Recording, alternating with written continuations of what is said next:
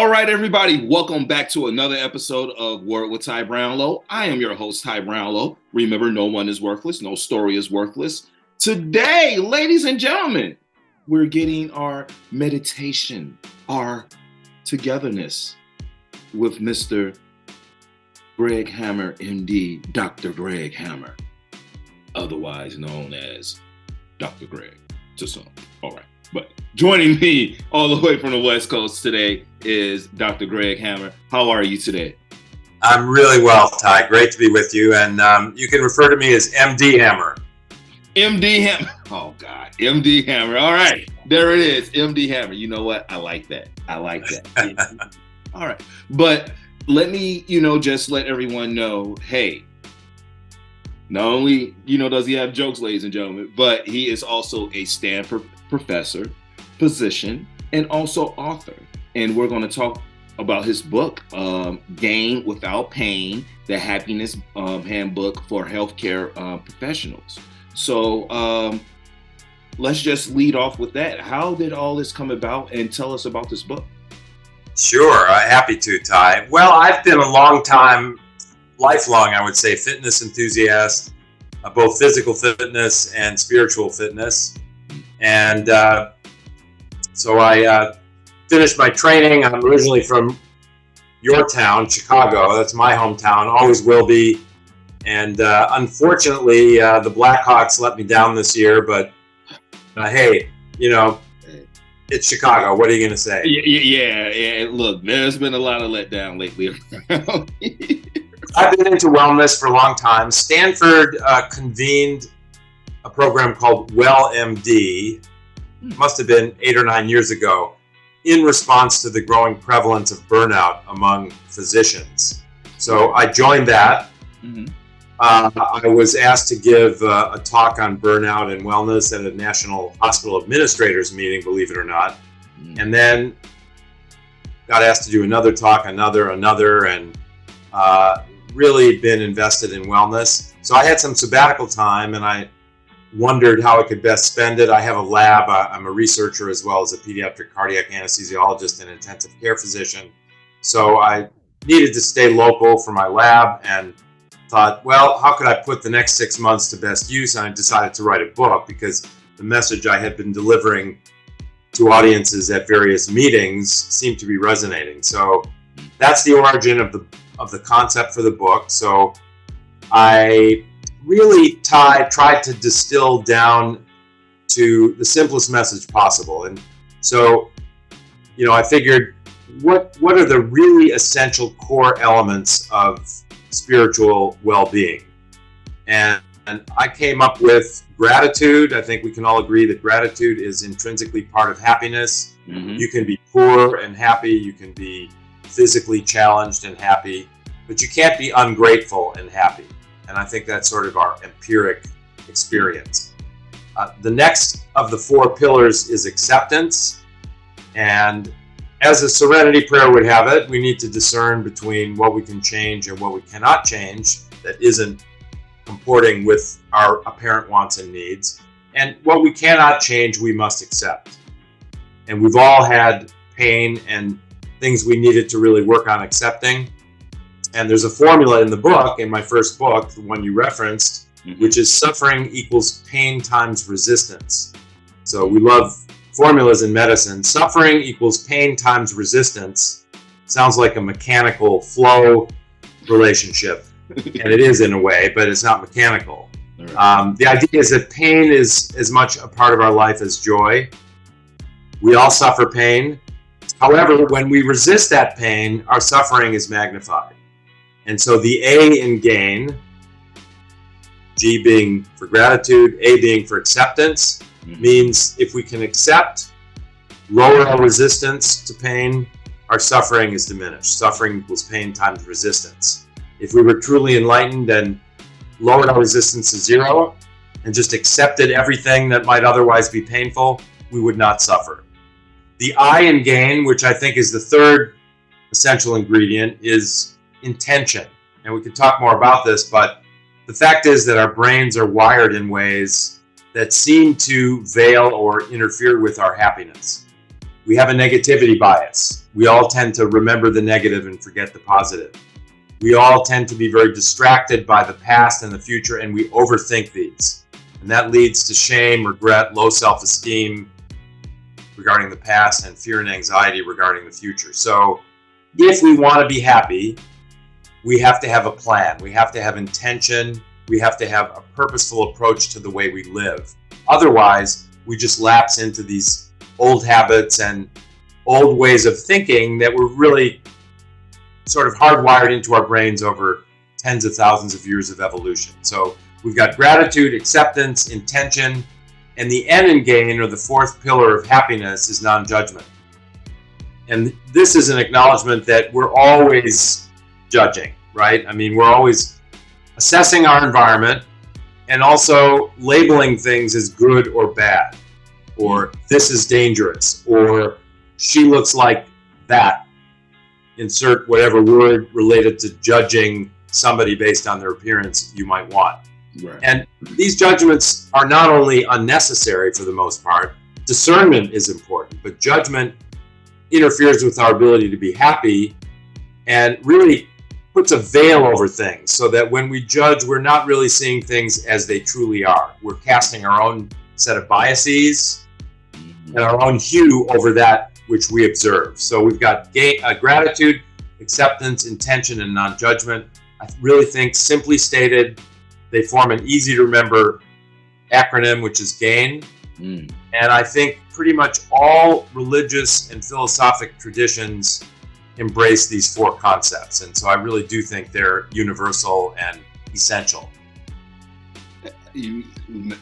Well, hey, look. MD Hammer, okay, all right. I mean, just over here with the science, and I'm sitting here, and as I listen, and okay, GAIN, yes, they 1, 2, 3, 4. These are the four pillars, but what they stand for and how you want to live your life, especially now, you know, and we can talk about intention, but I want to talk about acceptance first, you know, and that's key to me. Now, I know gratitude, we have to, hey, wake up, look here, man. 2 arms, 2 legs, fingers working, feet, you know, toes. I can move my head, you know, I can breathe. I can go out here and live life. And, you know, to your point, yes, we get caught up in the rat race. You know, it's so funny. Before I got into healthcare, I used to work in education, you know, so to like see kids, you know, just, hey, you know, I'm going about my life and, you know, just this, that, and the other. And I can remember times as I'm sitting here, you're talking about gratitude. I'm like, you know, you all are probably not going to like care that I say this anyway, but these are probably some of the best years that you're not taking for, like, you know, like you're not taking this moment for, or I'm sorry, you're not taking advantage of this moment. Like there's so much going on right now around you that I see that, you know, trying to like give them that vision, like, oh God. But yes, gratitude, just, yes, happy to be alive, you know, just to be here. But acceptance, I want to talk about this for a second, pretty much for a second. And, you know, there's been a lot of sickness, death, unfortunately, you know, since COVID. I believe in another week or so, there's an announcement coming soon that the official COVID era will, you know, be no more. I mean, of course, COVID will exist, but we won't be under those like guidelines or what have you coming soon, from what I hear, coming from reports all around and what have you. But just having like acceptance for, and I guess this goes back to gratitude. How can these two like coexist with a person who feels as if they're not where they want to be in life? You know, like, you know, I've been transitioning, I should be here, I see this and I see this person, I see that person. Like, how can these two, coincide, with each other, and like, hey, well, I'm sorry, coexist with each other, and have a person, hey, you know what? Let me just slow this around, slow this down, do a 180, and okay, man, I need to be, happy because of the fact that I woke up this morning, and I need to accept the fact that, hey, things aren't what they're supposed to be, because there's a lot of people out here like that. So I know I rambled, I know I said a lot, but I think you pretty much understand what I'm trying to say. How can these two? Absolutely. Yeah, Ty. The thing is that the four gain elements are really interrelated. So you want to talk about acceptance. It does involve gratitude. It does involve intention. It does involve non-judgment.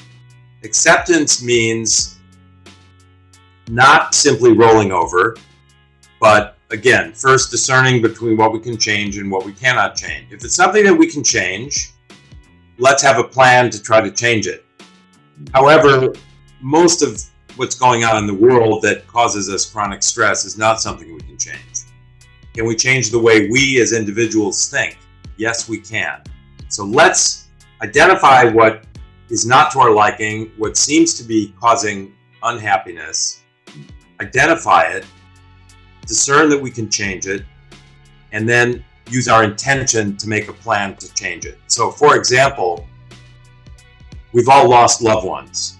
My son passed away 6 years ago at the age of 30, and I will say that that is a pain that is not going away. We all have pain, however. We've all lost loved ones. We may have lost loved ones during COVID and seen them or known that they were alone in their hospital room because we couldn't visit them. We've all had parents that had dementia, cancer, what have you, parents, siblings, children. So pain is inexorably part of life, just as joy is part of life. In fact, they seem in magnitude almost equal. We have our good times and we have our bad times. So with regard to the pain that we experience, that we cannot change, we need to be accepting. And again, suffering equals pain times resistance. So the pain is there.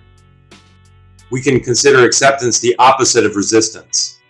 So suffering equals pain times resistance. If the resistance goes to zero, that is, if we fully accept that which is causing us pain, the suffering will go away. And I often think of Jesus on the cross with stakes through his hands and feet. And for sure, he was having pain. For sure, he was having a great deal of physical pain, if nothing else. And there was nothing that he could do to change that. And in my mind, and I'm not really a Christian, except that I think, all religious and philosophic traditions have these things in common. In my mind, Jesus was somebody who was enlightened, and therefore he was able to fully accept the pain that he was experiencing. And so suffering equals pain times resistance. I think he let his resistance go to zero, and therefore his suffering went to zero. The pain was still there, but he was not suffering.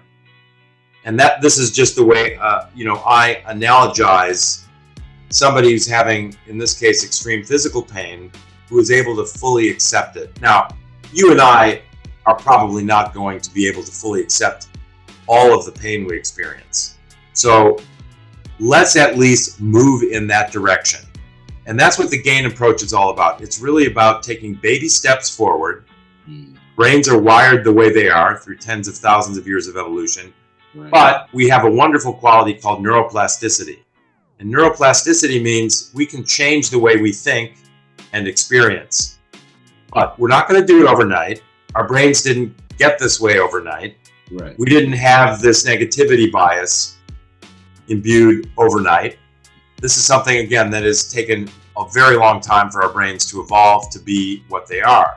So we're not going to reverse all of that evolutionary rewiring of our brain, but we can change the way we think and experience one step at a time, little by little. And acceptance is an essential part of that. If we're wanting what all 7.8 billion of us on the planet want, and that is peace and happiness. Right. We can get there. We can turn the ship around, rewire our brains, get away from our negativity bias, focus more on the present moment, which is where happiness lives, and work on acceptance. And so during my GAIN meditation, my own practice and that which I teach, I go through gratitude, I get to acceptance, and often my son's image comes to mind. And I actually feel my chest open, I feel my heart open, I feel this pain come into my chest, into my heart, and I actually, as I'm slowly breathing, imagine enveloping this pain with my heart, actually nurturing it. And this is acceptance. And when I can accept that fully, I will suffer less. And generally when we do this with something that we consider painful, we find out once we've accepted it, it's not as bad as we thought it would be, or it was, when we were resisting it. So, I think that acceptance is integral to our happiness, just as gratitude is. Yes. Hey, look, oh God, that is so eloquent. MD Hammer. All right, that's all I can say. MD Hammer. No, look here. I definitely appreciate that, and I appreciate you sharing your personal testimony, with that as well, and that is a great example. I've lost loved ones, within like the past couple of months to like the last year and a half, and it's been a little stressful. So something like that, just, hey, opening up, let it come in, accepting, pushing it out. Okay, man, my intentions, non-judgmental, studying my 4 pillars. There it is, Well, and as we've acknowledged, these 4 elements are very much interrelated. So gratitude is part of acceptance, right? So when we're feeling this loss, so take, in your mind, your heart is aching over the loss of somebody that you loved in the last months to years. So you want to open your heart to that. You don't want to push it away. You don't want to resist it. You want to bring it in. And at the same time, you can think, well, aren't I fortunate that I have other people in my life with whom I share love, with whom I share friendship, closeness, community. So again, we're kind of shifting the emphasis. Once we've sat with the pain of somebody we've lost, in this case, go to acceptance through gratitude. So take that painful experience, bring it into our heart as we're breathing slowly, and then begin to harmonize that sensation, that experience, with gratitude for others who remain, who are still in our lives, with whom we share love, friendship, mutual commitment and devotion, kindness. And so this is all under the umbrella of acceptance, showing that, in fact, gratitude is linked to it. And intention and non-judgment are inexorably linked to acceptance as well. And that's why I say I think these 4 are really the 4 essential pillars of happiness. And, it's funny because, I've studied all kinds of psychology and this, that, what have you. And there's always been like I believe it's called the existential theory or what have you, like our existence, like we're always looking for the question of why, and studying this, that, or what have you. And I think a lot of times we spend so much time doing this and, as you say, we don't take for granted just the fact that we're here and existing, and hey, you know what? I have gratitude, every day I wake up, every night I lay down. Oh man, no matter what's going on with me, this, that, or what have you, I'm just happy to be here and just be, and accepting whatever comes my way, with the intention of getting better, but, not judging anything, that happens, whether good or bad. It is what it is. I'm existing, and sometimes I feel, that gets a knock, because we do spend a lot of time, hey, I want this, I want that, you need to have ambition, you need to be, this, you need to be that. And it's funny that, I bring this up, but I remember one time speaking to children about the danger of having ambition, because you can set yourself up to not achieve what it is that you set out, and now you may have a mental breakdown, which is why I feel a lot of mental health cases are on the rise, because there's this, I don't know, just my personal opinion, there's this thing in the air that we must be more than what we are instead of just being who we are. So I don't know. I think we started off talking acceptance, and now we're on to non-judgment, because what you just said is implicit in my original remarks, that our brains have become wired in ways that tend to veil our happiness, and they include a negativity bias. So we tend to focus on the negative, and many times people get out of bed in the morning and the first thing they think about is the same thing they thought about yesterday and the day before. That is a negative thought. So for example, oh, I wish I could have slept for another hour. I didn't sleep well. So we awaken being negative about our sleep. Oh, my left knee is hurting. I'm really bummed about that. Or, oh, it's another day at work and I'm not looking forward to it. So we often, even from the time we wake up in the morning, have all these negative thoughts. And the first thing is, and for anybody who's listening who has depression or who relates to this negativity, this is something we all share. So let's not judge ourselves harshly because we have this negativity bias. We all have this. It's the way our brains are wired. And another way our brains are wired, as I said, is that we overthink the past and the future in ways that are maladaptive. So, it's useful to think about the past to the extent that we savor our wonderful memories, that we identify mistakes we've made so that we don't keep making them. But we overthink the past, and with our negativity bias, we focus on things we wish we hadn't done or said, and we judge ourselves. And unfortunately, when it comes to non-judgment and the idea of judgment itself, we judge ourselves most harshly. So we all have this negativity bias. We all overthink the past. We overlay the two, and we generate a lot of shame and regret and poor self-esteem. We overthink the future, Ty, and I think you can relate to this as well. It's adaptive to plan for the future to the extent that we need to put bread on the table, as it were. We want to plan for good times with friends and family. But beyond that, we overthink the future. And with our negativity bias, we tend to see the world, the future world, our future, in a negative way. We catastrophize. What's the worst thing that can happen? And we focus on that. And therefore, we generate a lot of fear and anxiety over our thoughts that are overly committed to the future and thinking about things that will probably never happen. But again, this is the way our brains are wired. And the good news, once more, is that our brains have this quality called neuroplasticity. And so we can change the way we think one little tiny baby step, one day at a time. And I think that's a really, really important message. And the next time we're judging ourselves negatively, pretend we're talking to a good friend. So I'm thinking, oh, Greg, you shouldn't have said this or you shouldn't have done that. And I'm really judging myself harshly. Next time I think, if I'm talking to Ty and Ty's telling me exactly the same things of himself, like, Greg, I'm bummed that I did this or said that, I'm embarrassed, feel ashamed. Would I give empathy and understanding to Ty? Would I judge him negatively? Of course not. He's just a human.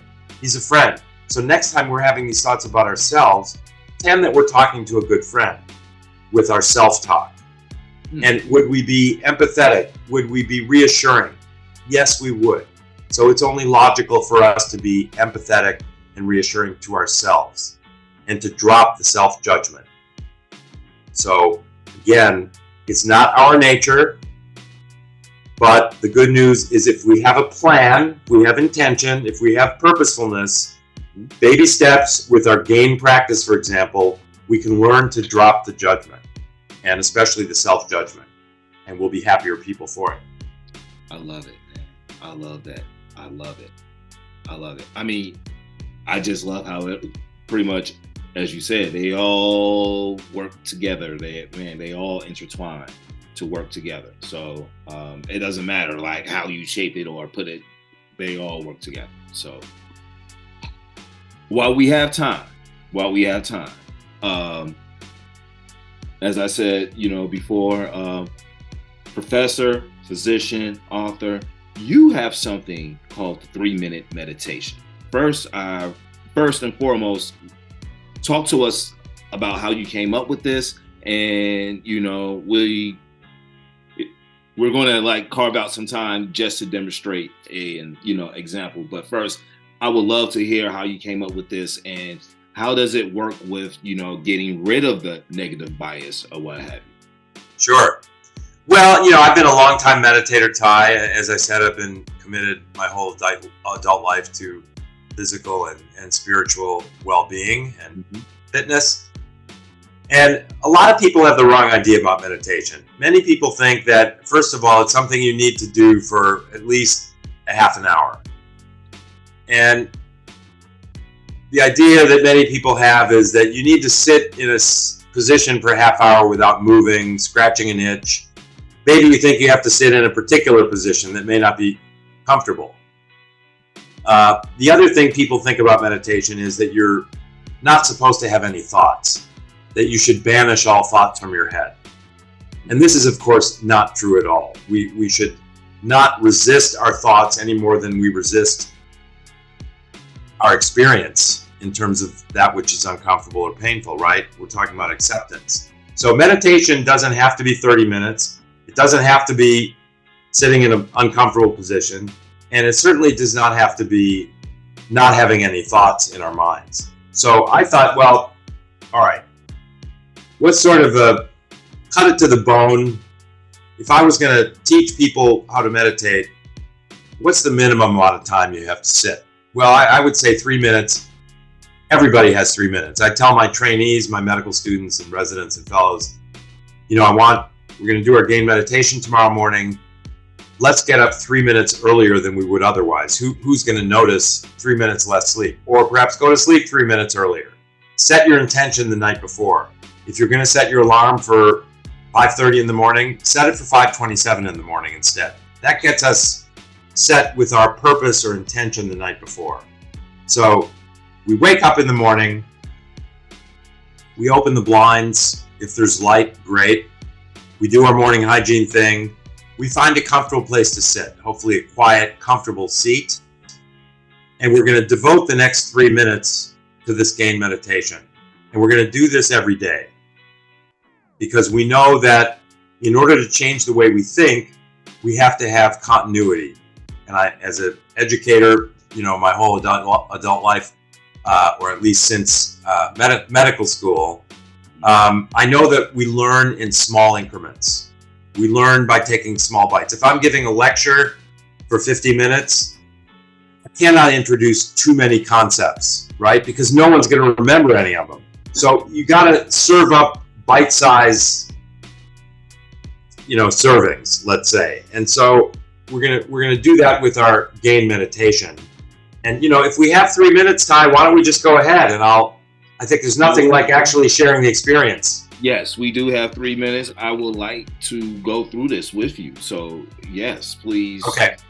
Please take me step by step. Okay, I will tell you before we start that what we're going to do is we're going to close our eyes first and we're going to focus on our breathing. And with regard to our breath, it's funny because our breath is so integral to our health, but we often ignore it. And I think we can go for a day or more at a time and never really take a proper breath. Okay, we have anxiety, we feel constriction in our chest or our abdomen. We don't take a deep breath all day. So what we're going to do, we're going to sit down in a comfortable place. We're going to close our eyes. And I'm going to close my eyes now too, Ty. And what I want us to do is focus on our breath. And the first thing is we're going to slow it down. So as we take the in-breath, just count to 3 silently, slowly. Pause to a count of 3, and then let the breath out slowly without effort, but slowly to a count of 4. So slow in-breath, pause, slow out-breath. And with this slow, deep breathing into our belly, feel the air coming through your nose into your chest. Your chest is expanding. Your abdomen is expanding. You're breathing into your abdomen. And then you're just letting it go without effort through your nose or mouth. And what slowing the breath down does is it activates what's called our parasympathetic nervous system.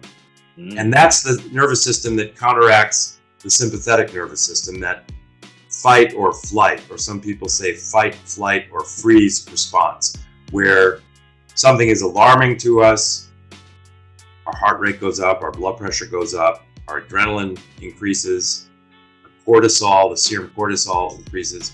So by doing this slow, deep breathing, focused breathing, we're activating our parasympathetic nervous system. And we're slowing our heart rate, we're lowering our blood pressure, we're decreasing the amount of adrenaline and cortisol that's passing through our blood. So back to the slow, deep, intentional belly breaths. And now we're going to contemplate that for which we're grateful. I'm so grateful for being here today. I'm so grateful for making a new friend today. I'm grateful for all of the loved ones in my life. I'm grateful for my relative health. It may not be perfect, but it's a miracle the way the human body works, and that I'm even here breathing with a heartbeat in relatively good health, and I'm so grateful for that. I'm grateful to live in a safe environment, and even if there's crime, things could be much worse. We could be living in Ukraine, for example. So I'm so grateful for living in a safe place, for my relative health, my friends, the love I share with others. I feel bathed in gratitude. And we transition to acceptance. So pain is a part of life as much as joy. We focus on a painful or uncomfortable experience. We visualize it. We bring it closer. We imagine opening our chest, opening our heart, bringing that painful thought or experience into our heart, nurturing it with our heart, enveloping it with our heart. We can ask ourselves the question, could I live with this pain forever? And when the answer is yes, we will have accepted it. And so we just relax our body, focus on deep, slow breaths into our belly, and we allow. We simply allow what is with full acceptance. And we then think of intention. Our first intention might be to experience fully the present moment, even the physical experience. So we focus our attention on the pressure of the chair against our body, of the tingling on the soles of our feet, on what we hear. We might hear an airplane going by in the distance. We focus on our hearing, our smell. We can smell a slight sweetness in the air as we take a slow, deep, purposeful breath. And we set our intention on doing our guided meditation each morning and on focusing more on the present and being more positive and grateful. And we move to non-judgment. And we recognize that we're always judging things as good or bad, other people, most significantly ourselves. And here we might picture one of those lovely NASA images of the Earth taken from near the moon surface, the Earth apparently suspended in space. It's a lovely planet, but it's just a planet. It's neither good nor bad.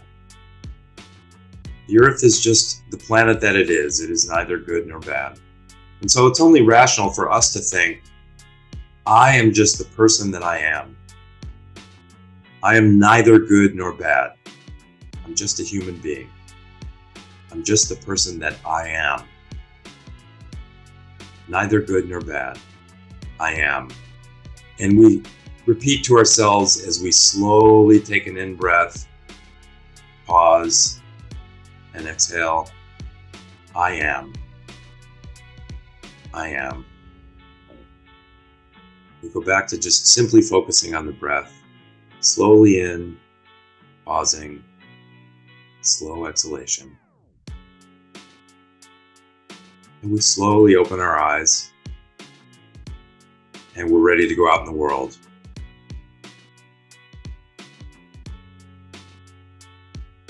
Yes. Yes. Refresh. What happens, Ty, is that as we practice this very simple, brief method each morning, when we find that we're being judgmental or lapsing into our old habits and old ways of thinking without purpose or intention, or when we're feeling ungrateful, a light bulb goes off and we recognize that we're being judgmental, for example. So I'm driving to work and this car in front of me on my right changes into my lane without using their turn signal. I'm sure this never happens in Chicago. Right. But we immediately start to make judgments about the driver. This person is inconsiderate, they don't know how to drive, and so on. We have these negative judgments that we form. But when we've been practicing our gain meditation, we just did that before we got in the car to drive to work, a light bulb goes off and we recognize that we're judging this person. And we don't know anything about this person, and the person is just a person with all of their human fallibilities and faults. They are neither good nor bad, just like me. And when we recognize that, we have that light bulb moment, we drop the judgment. And when we drop the judgment, it's actually a pleasant sensation, letting go of that judgment. It's a little dopamine hit. And it actually makes us feel good. Yes. So instead of having this negative reaction, we now have a little light bulb moment, a smile to ourselves, drop the judgment, and it's a positive experience. And it's that simple. I like that. I like that. I like the whole refresh, refocus. Hey, let me go out here.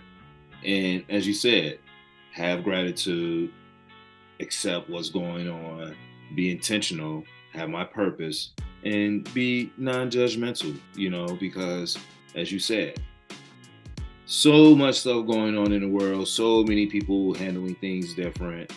There's no need for me to add to that with, my bias and all these other things. And, if it's really about me bettering myself as a person, why not get rid of all of those things that, are hindering me from becoming the person that I, want to be intentionally on the inside. So, okay. All right. Look, so let me just ask, if people want to get the book, or if people, just want to follow you, know more about, your 3-minute meditation and just everything that you have going on, whether it's social media, email, website, what have you, how can they? Well, I have a website. It's greghammermd.com, GREGHAMMERMD.com. I also have a Facebook page, Instagram. I have a social media team. So I don't look at this stuff. But my publicist, Steve Allen of Steve Allen Media down in LA, they look at all the social media stuff. And greghammermd.com is the first place. There's a link to the book. And then if you go to Facebook and look for Greg Hammer MD, I'm sure you'll be directed to my Facebook page as well. Okay. Well, first and foremost, let me give a shout out to those people over there at Steve Allen Media, Mackenzie, and everyone else. That's all to you. And, I'm pretty sure this will be on social media, and the social media team will, do what they have to do. So I look forward to this moment. But, Dr. Hammer, look, this isn't the last time you will be on this platform. As you said, friends. You know, we have made this connection. I have thoroughly enjoyed this, you know, like immensely, seriously, like you have no idea, like to just have that focus and just breaking down the game method and how it just connects and it just intertwines with each other, and you know, just using that along with the 3-minute meditation, you know, every day. It doesn't take a lot of time, as you said, 3 minutes. If I'm getting up at 4:50, hey, you know what? 4:57 this week, and then next week it may be 4:54, you know, and then the week after that, you know, just a little bit more and more and more. But you understand, you know, like, hey, every day I'm doing this, every day I'm adding on, you know, this, that, what have you. And it's that intent and purpose, you know, to go out here and be non-judgmental in the world. And, you know, just, hey, I'm just happy for being here, and I'm going to go out and live life, you know, because as you said, we really take those things for granted because we get caught up in the everyday rigmarole. That's why children, you know, as much as you want to yell at them sometimes, you got to love them because they're, hey, you know, it's just about, hey, I'm out here having fun. It's like wild, reckless abandon, you know, whatever, you know. So, well, you know, the thing is, as I said, we have a negativity bias. We also have an obsession with overthinking the past and the future. Yeah. And happiness is in the present moment. And that's something you see when you come home to your dog, or you look in the eyes of a 5-year-old. That little child is living in the moment. Yeah. And there's a very strong message there. The good news, again, is that we can rewire our brains to be more present. And happiness resides in the present moment. So if we are totally in the present, we do not experience suffering. We don't have these thoughts of regret or anxiety about the future. Let's appreciate the only moment that we ever truly experience, and that is this one. And I believe the term is neuroplasticity. Plasticity. Yes, neuroplasticity. Let's change our minds, literally. There it is. Literally, ladies and gentlemen, literally. All right. No, Dr. Greg, I have enjoyed this conversation. As I said before, this is not the last. He will be back, ladies and gentlemen, and we will have more discussions. Look, I have enjoyed this, and I'll tell you what, Ty, the next time I'm in Chicago, let's meet at a blues club for the Mike Wheeler Band. The Mike Wheeler Band, yeah, you know, he just put me up on the Mike Wheeler Band, ladies and gentlemen. So, you know, I'm going to check him out. But no, next time you're here, yes, let's make that happen. And there it is, okay? On that note, ladies and gentlemen, we're going to talk off camera. But on that note, ladies and gentlemen, this has been Word with Ty Brownlow. I've been your host, Ty Brownlow. Remember, no one is worthless. No story is worthless. You can follow me, all social media platforms, Word with Ty Brownlow, or you can go to my website, tybrownlow.com. Get this wonderful conversation along with other great conversations as well. Dr. Greg Hammer, we're out. Peace.